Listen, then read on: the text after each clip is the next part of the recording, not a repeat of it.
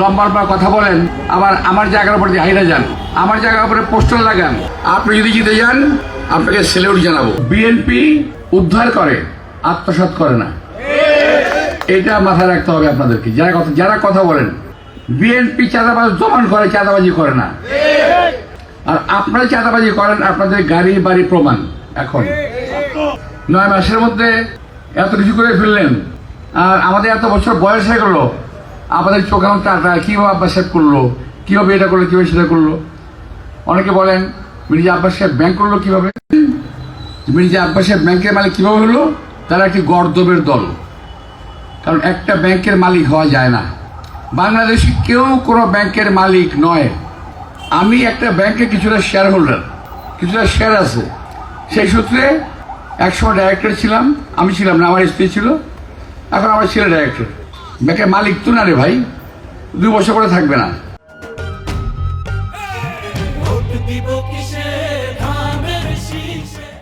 যারা ব্যাংকের মালিকানা দাবি করে তারা সবাই ব্যাংক দখল করে, ব্যাংক লুট করে খেয়ে চলে গেছে বাংলাদেশ থেকে, অলরেডি চলে গেছে। কিন্তু আল্লাহর রহমতে এই ব্যাংক টিকে আছে, কারণ এই ব্যাংকের থেকে টাকা পয়সা আত্মসাৎ হয় না।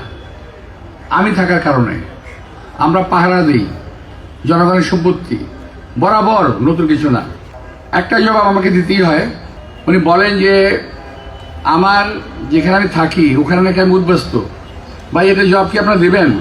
আমি নাকি উদ্বাস্ত হয়ে আসছি ওখানে, এবং ওখানে নাকি রেলওয়ের জায়গা আমি দখল করেছি।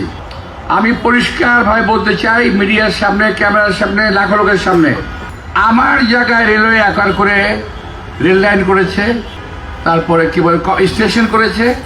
আমার বাড়ির সামনে যে রাস্তা দিয়ে নির্বাচন করতে যান সাহেবরা, আউটার সার্কুলার রোড নির্বাচন করতে যে রাস্তা দিয়ে হাঁটেন যান, যে রাস্তা দিয়ে খিলগাঁও ফ্লাইওভারে ওঠেন, এটা আমার পৈতৃক সম্পত্তি।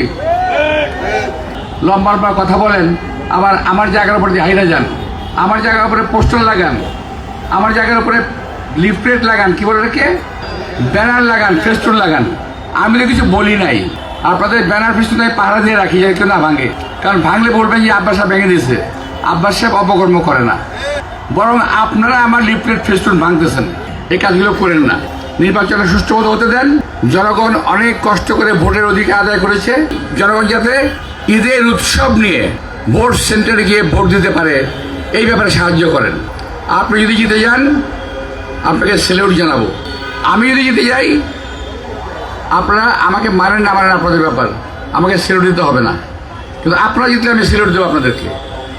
ভাববো যে এরা 10 দিনেই বিশ্ব জয় করে ফেললো, ভাববো আমাদের ছেলেরা এখন অনেক শক্তিশালী, ভাববো এটা। কিন্তু আপনারা যা শুরু করেছেন, আপনারা কিন্তু অনেক সুনাম অর্জন করে ফেলেছেন। দয়া করে বাদ দেন, ভোটটা হতে দেন, সুন্দর মতো ভোট হোক, দেশের মানুষ ভোট দিক। ভোট আপনি প্রচারণা চালান, ভোট করেন, কোনো অসুবিধা নেই।